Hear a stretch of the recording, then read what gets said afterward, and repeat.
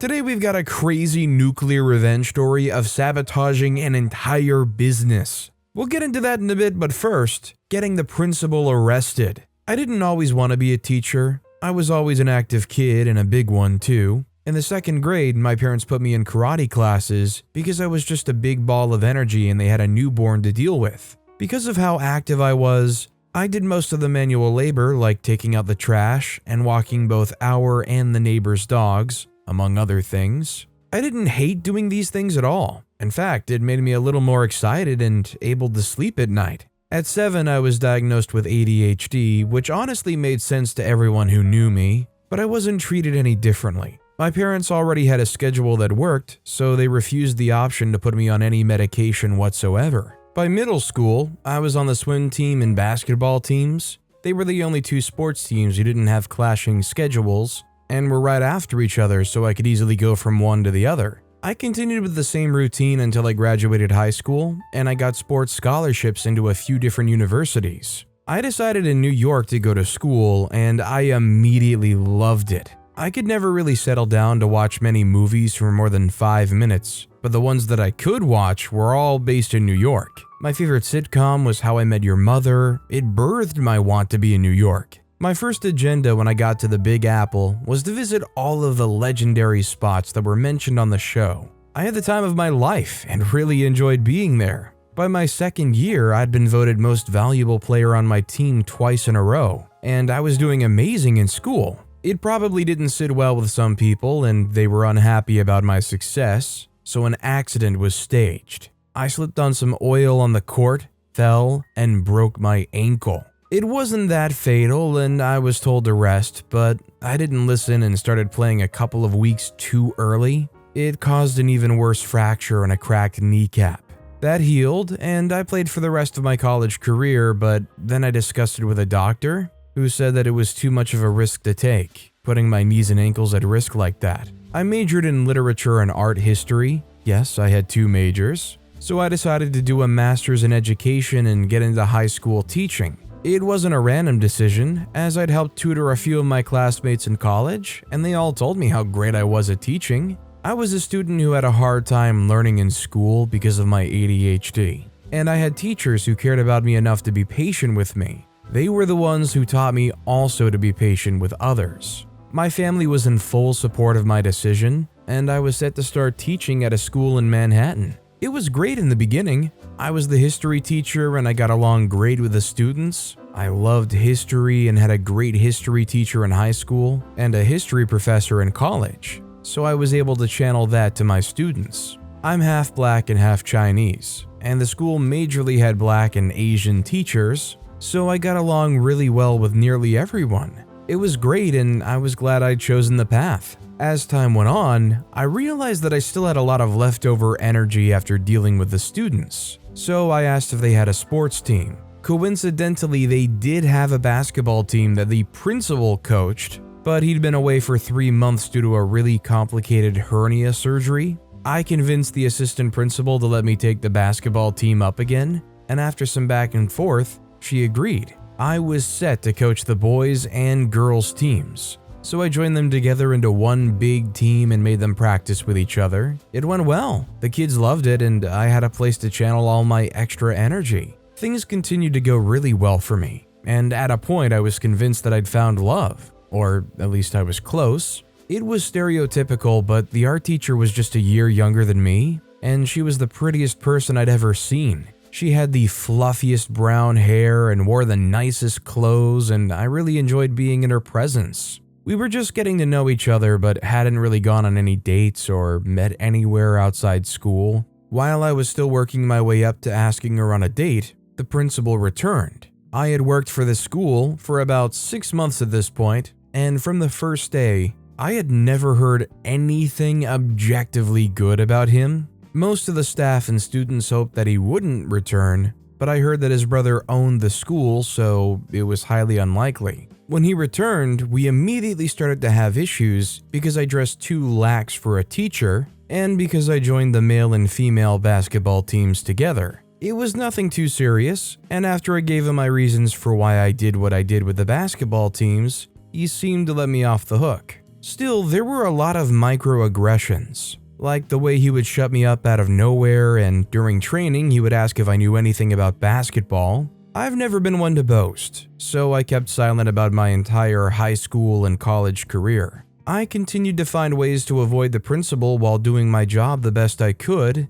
but after some time it seemed like he was just determined to push me into the corner and piss me off. And it took a lot to piss me off. The first thing he did was to approach the art teacher I was talking to. I had no idea of all of this, and she only told me much later, but he approached her for sexual favors in exchange for a salary raise. She politely refused and told him that she didn't like to engage in any kind of workplace relationship beyond the platonic ones. It took some more convincing, but he finally let her be. I guess that when me and her started being a little bit more obvious about liking each other, it irked him. All of a sudden, he was starting to get on my nerves more. If I offered suggestions for anything, they got shut down right away before he would choose to hear me out. It was disturbing because at first, I had no idea what the reason could be. The art teacher, let's call her Leah, tried to convince me that she was the reason all of that was happening. I refused to listen to her because I wanted to believe that there was some kind of decency in the principal, and he just didn't like me as a person, or maybe there was something I was doing wrong.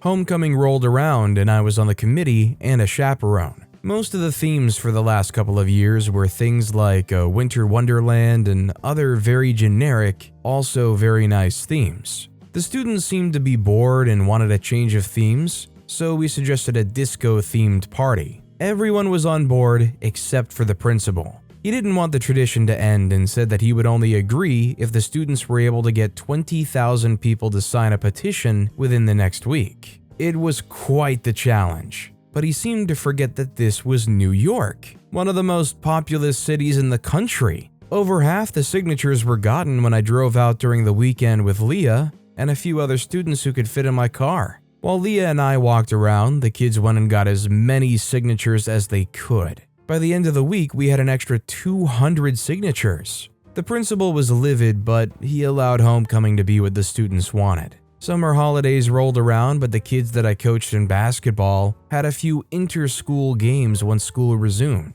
Leah and I also made our relationship official, so between coaching the kids and hanging out with her, I was very busy. And happy too. When the session started up again, it didn't take much for people to realize that Leah and I were together. One day he walked in on us being cozy in the staff room, and I could see from his glare that I would not hear the end of it. For the rest of the week, it felt like I was walking on eggshells. Leah was worried, but I found the situation funny. I told her that anyone would be jealous that they weren't the one with her, but he was married, so it didn't have to matter. That Friday, the principal called for me and all the students that played basketball and asked to see us in the school gym. He then proceeded to announce that he was dissolving the girls' team because they weren't playing that many games, and the board wasn't interested in funding any sports teams that wouldn't bring a profit to them. I hadn't been a teacher for that long, but even I knew that all he was saying were lies. I just tried to counter the fact that the female team had played more games than the male, and he just pretended not to hear me. Right after, he also informed me that my role of coaching the basketball team was reversed because I was bad at it. Not to body shame, but he was a 60-something-year-old man who had no idea the first thing basketball entailed. I had witnessed his coaching and it was painful. And I was a former athlete who took several courses on coaching. The last straw was when he approached my girlfriend and demanded that she break up with me. When she refused, he asked that she slept with him so that he would let her date me. She refused once again and swore that he would make her life miserable. I was beyond livid when she told me, and as I said, it took a lot to get me angry. Don't get me wrong, I was angry ever since he dissolved the girls' basketball team, but this one just made things worse, and I decided that he needed to be taught just a bit of a lesson. Unfortunately for him, and fortunately for us, he was a really bad person. I had the intention of trying to prove that he was stealing from the money intended for the school, which was why he lied that the board had defunded the girls' team. But when Leah and I got speaking to his secretary, we found out that he'd been stealing from every angle. Even when some students' parents would donate to the school, he held it back. After a lot more probing, we found that she had been harassed by him a lot. The only reason why she hadn't quit yet was that he had inappropriate material on her without her consent and used it to threaten her every time she tried to quit. When Leah tried to ask why she hadn't reported yet, she said that the police demanded evidence. So a few days later, Leah went to turn in a few materials and she had her phone in her pocket recording. He was his usual self and tried to make conversation and innuendos, both of which she declined. He got mad and got physical with her, laughing when she threatened to report. He asked her to ask all of the women in the school what happened when they tried to report it. The sexual harassment cases around him were over 20 from both students and staff alike, and by the end of the week, he was relieved from his job and locked behind bars. The vice principal became the principal once again, permanently this time, and the girls' basketball team was revived. I never thought of myself as problematic, and I still don't, but getting that man out of his mental state of being untouchable was the best thing I could have ever done. I'm just surprised that this guy thought he was so untouchable when the cases were building up against him. If you're working at a school and you can say, ask all the other women that I've affected, at some point that number is going to be big enough that somebody's going to take that seriously, right? That said, our next story is, I sabotaged my neighbor's flower business. My ex left me for her. My ex and I met in a small town. It was the town I grew up in and had sworn that I would die in. I've always wanted a small country life. I didn't want any complications. I just wanted enough money to take great care of myself and to buy my needs and some of my wants. I also wanted enough to care for my dependents, of course. I wanted to have a family with the man I love. Nothing big though, 2 children. I hoped they'd come out the same sex. And a big dog because, let's face it, cats are not cute. It seemed like my dreams would finally come to life when I met my ex-boyfriend. But I had no idea what was coming for me. My ex visited my town with some of his friends and their girlfriends. That was how we met each other. I worked in the mayor's office at the time and was just leaving for my house when I saw their group standing outside and looking for someone to take a picture of them next to a giant bird statue just in front of our office. I offered to help, and they eagerly handed me the camera. Ideally, you shouldn't even be in this picture, one of the girls said to my ex, giggling. That was when I noticed him. His chiseled arms, dark hair, and jawline. The rest of the group laughed and agreed with her. You should be the one taking pictures of everyone, a guy in the group said, and everyone laughed. Make fun of me all you want, but I'm single and I like it, my ex shot back at them. No you don't, another guy in the group retorted, and they all burst out laughing. Even my ex laughed with them. I thought, wow, what a fun group, and gave the camera to the girl who handed it to me. Just as I turned to go, I got the guys whispering amongst themselves, and I just knew they were talking about me. I knew it when guys were talking about me, when they were talking a guy up enough to walk up to me. I wondered which of the guys they were trying to help build up momentum, and figured it was my ex, the single one. I lived with my parents and their home was close to where I lived, so I always made sure to walk home. I only ever rode with my colleague at work whenever I got tired from working all day. Walking was healthy, and it was especially great on that day,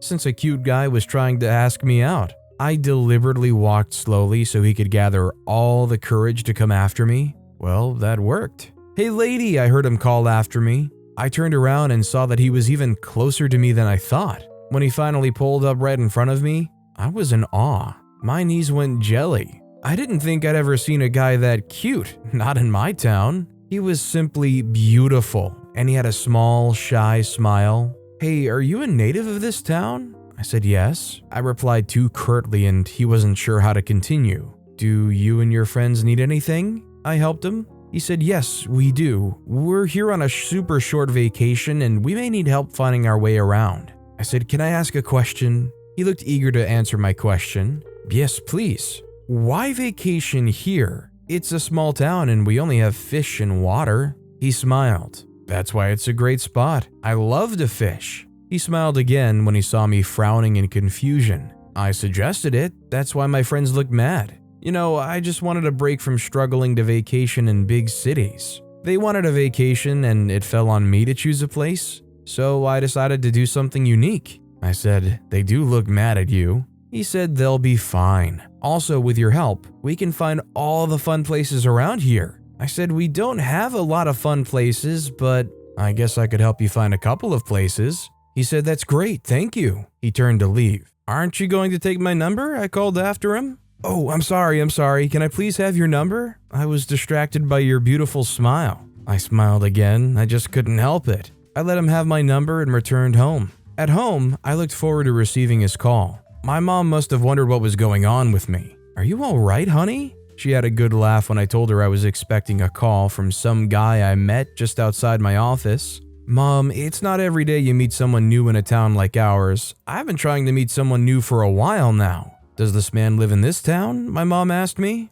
I said no, he's visiting with his group of friends. They seem like a fun bunch. She said, honey, I want you to be careful. If he's here only on a visit, then you cannot get any ideas. I rolled my eyes. Mom, if two people want to make things work, then they can. She said, you haven't even gone on your first date yet. Heck, he hasn't even called you. Slow down, young lady. My mom is heavily guarded. She never wears her heart on her sleeves. She was very unlike my dad and me. My dad and I are just hopeless romantics. Just as my mom was about to say something, my phone rang. It was my ex. I stuck out my tongue to my mom. She understood that the guy was the one calling and seemed pleased that she was wrong. I hung out with my ex and his group of friends all through that weekend. We fell in love so fast and unexpectedly. We realized how much we had in common, and it was a lot. He wanted to raise children in the country too and wanted a simple life. As a child raised in the city, he felt the noise of living in the city was too extreme for a child, and he didn't want that life for his children. Like me, he wanted 2 children but didn't care about their sex. It all just felt right, especially since he didn't shy away from talking about long-term stuff, like marriage and kids. He was unlike any guy I had met, and I was excited about being with him. After that weekend, he left with his friends, but we kept in touch. We made regular phone calls, and he was so sweet. Exactly a month after they left, he called to tell me he had a surprise for me. He was right in front of the office, the first place we met. I was excited to see him, and I remember thinking of how thoughtful he was to have returned to the place we met to ask me to be his girlfriend. Yes, he came to ask me that, and I of course said yes. He said he knew it was going to be difficult navigating long-distance relationship, but that we would get through it. I believed him and we started dating officially. He met my family and I spoke to his family over the phone. I was so happy about our relationship that I even introduced him to my pastor in the church. I sang in the choir and was a devoted Christian, so it meant a lot to me that he met my pastor. My ex was nearly as religious too, so it made sense at the time. Naturally, he started to visit often, and we spent our weekends together every 2 weeks. Things were great, and at some point, he started to consider moving in together. How will that work out since you work in the city? I asked him. It just will. That way I'll be home every weekend and we don't have to spend money on hotels. He agreed and I went house hunting. I found a beautiful home for us both. It was the right size and affordable too compared to the houses in the city. We moved in together and my parents were glad. I was happy and at peace. A month after we moved into our new home, a family of 3 moved in too. A beautiful woman about my age and her twin daughters. Her daughters were very pretty, and since I loved kids, I welcomed them with cookies baked from scratch. She welcomed me in and allowed me to take a tour around the house and see how she decorated it. My neighbor and I were very cordial, though we weren't friends. My ex made 2 comments on separate occasions about how beautiful she was, but I never paid any special attention to his comments or thought of them as a sort of warning sign. It wasn't the first time he would mention that a woman was beautiful or compliment her on my face. I did the same whenever I saw a man whom I thought was good looking. I started to get the feeling that my ex was cheating when one day we went grocery shopping, and I saw him smiling coyly at her. We saw her at the grocery store. I remember wondering if there was more to the grin exchange, but I was so ashamed that I thought about that and rebuked myself immediately. The second time, my ex informed me that he couldn't visit as usual on that weekend. My neighbor also told me she was dropping her twins off at their grandmother's because she needed a break. I wondered if she was taking her break alone, and then I wondered if she was taking a break with my boyfriend. Once again, I recused myself and blamed myself for having such unwholesome thoughts. One day, one of the twin girls climbed the tiny fence into my backyard. and I heard my boyfriend try to stop her from plucking flowers from my flower pots. "Hey, I saw you sneak out of our house," she yelled. My ex shushed her and laughed quietly. I was shocked and started to wonder if that did happen, or if she was just being a child. When he came in, I told him that I heard their little conversation and asked what he was talking about. I wish I knew what she was talking about. Kids are weird and cute, huh? I managed to tell myself that he was right. Kids do say weird stuff. Perhaps she had seen her mom sneak out another man from their house and just assumed it was my boyfriend because they don't have a lot of men around them. Not long after, I started to notice a distance from my ex. He was avoiding me. I asked him many times about what was going on, and he denied that anything was going on. "We are fine," he would even say when we were clearly not. Anyways, long story short, my ex had not just been sleeping with my neighbor, they'd been actively planning a future together. I didn't know about this until 2 months later when I caught him sneaking out of her house and into her car. He came to town, but he told me he was still in the city and went to live with her instead. I was hurt and mad at the two of them. My neighbor was not my friend, but I believed she owed me a sort of loyalty to not go about sleeping with my man. I called after him, but he ignored me and she drove off. What really hurt me the most about our relationship was that he never officially broke up with me. He just disappeared and moved on to my neighbor. It was too embarrassing. My mom begged me to return home, but I refused. I had to get back at them somehow. My neighbor, just like me, had a flower garden, but hers was a lot bigger, and she tended to it very often and sold flowers from her garden. I did gardening only because I found it to be therapeutic. Another neighbor who knew about the whole situation told me that my ex and neighbor had rented a shop close to our house. They were going to make it into a flower shop. When she told me, I smiled. It was the perfect opportunity to ruin things for them. I asked the neighbor who told me to keep me updated about her flower shop, and she dutifully did.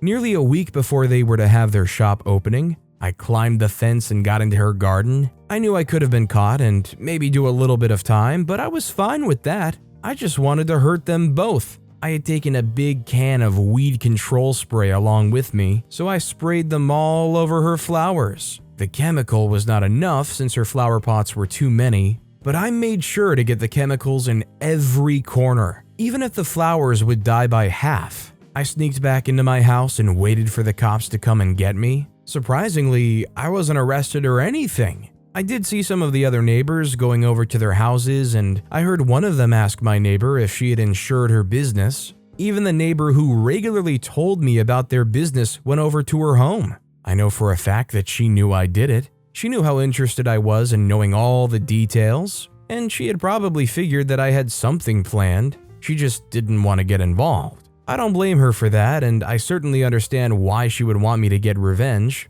Her husband left her for a younger model many years before. My neighbor was devastated and horrified. I heard that she told everyone that I did it, but my ex had insisted that I would never do something like that. Eventually, they all moved back with him to the city. I got tired of the boring town I lived in and left too. These days, I'm very interested in living in the city and enjoying the noise and complexity. I no longer believe in or even want love, nor do I want a family anymore. Does anybody else think it's sad that OP's allowing this experience? Although definitely damaging and something that really sticks with you for a long time, being the sole source of them giving up on love, giving up on a family that they had wanted before. I mean, I guess people change and they figure out more about themselves as they go through relationships. Maybe it's just one of those things for OP where they had a dream and a concept of how it would be, but they realized it never actually is that.